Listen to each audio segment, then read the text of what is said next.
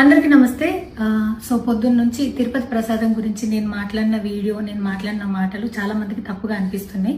So explanation ఇచ్చే ముందే ఆ మాటలకు ఎవరన్నా హట్ అయి ఉంటే డెఫినెట్గా సారీ చెప్తున్నాను. అండ్ నన్ను రెగ్యులర్గా ఫాలో అయ్యేటోళ్ళకు నాకు వెంకటేశ్వర స్వామి ఎంత ఇష్టమో తెలుసు. యూట్యూబ్లో, ఇన్స్టాగ్రామ్లో 3 నెలలు 4 నెలల సంధి శనివారాల వ్రతాల గురించి, వాటి డీటెయిల్స్ గురించి నేను చెప్తానే ఉన్నా. అవేవి దేని గురించి ఎవరు మాట్లాడుకోలేరు. అన్ఫార్చునేట్లీ దీని గురించి మాట్లాడినరు. ఏదైనా సరే తప్పు జరిగింది నా సైడ్ నుంచి. నా మాటలు తప్పుగా ఉన్నాయి తప్పితే నా ఇంటెన్షన్ అది కాదు. మేము రిచ్ అని అన్నది 10,000 L1 క్యూ లైన్లో నిలబడ్డప్పుడు, పొద్దున ప్రసాదం తీసుకునేటప్పుడు కాస్ట్లీ లైన్లో నిలబడ్డమని ఆ ఉద్దేశంతో అన్నాను. ఏం జరిగినా సరే ఇప్పుడు నేను ఏది ఇచ్చినా మీకు ఎక్స్ప్లెనేషన్ లాగానే అనిపిస్తుంది తప్పితే నేను తప్పు ఒప్పుకున్నట్టు మీకు అనిపించదు. అందుకోసం నేను దాని గురించి ఎక్స్ప్లెనేషన్ కూడా ఇస్తలేను. తప్పైతే నా సైడ్ నుంచి జరిగింది అండ్ నా తమ్ముడు సోను తరపు నుంచి కూడా జరిగింది. తను అవైలబుల్లో లేడు. తన తరపున, నా తరపున అందరికీ సారీ చెప్తున్నా. సో నా ఇంట్లో వెంకటేశ్వర స్వామి, నా చేతి మీద వెంకటేశ్వర స్వామి, అన్నిటికన్నా ముఖ్యంగా జీవితంలో నాకు అత్యంత విలువైంది నా బిడ్డ. నా బిడ్డను కూడా వెంకటేశ్వర స్వామి ఇచ్చిండు. నేను ఆయన గురించి తప్పుగా ఎట్లా మాట్లాడతా?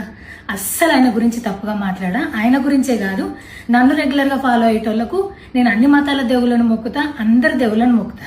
అందులో వెంకటేశ్వర స్వామి నా జీవితాన్ని మార్చేయండు. ఈ రోజు నేను అనుభవించే ఏది కూడా ఆయన దయలేకపోతే కాదు. అట్లాంటిది ఆయన గురించి నేను ఎందుకు మాట్లాడతా?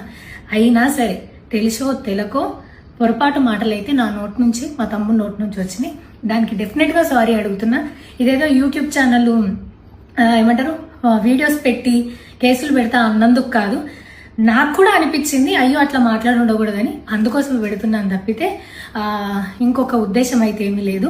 నేను మళ్ళొకసారి టీటీడీ మెంబర్స్కి అండ్ నా మాటల వల్ల హట్ అయిన ప్రతి ఒక్కరికి నేను నా తరపు నుంచి సారీ చెప్తున్నా.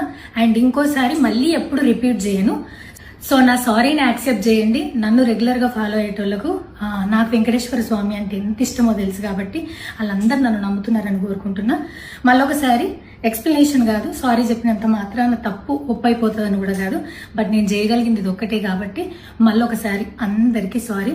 అండ్ డెఫినెట్గా ఐ ప్రామిస్ ఇంకోసారి ఇది రిపీట్ అవ్వదు. Thank you.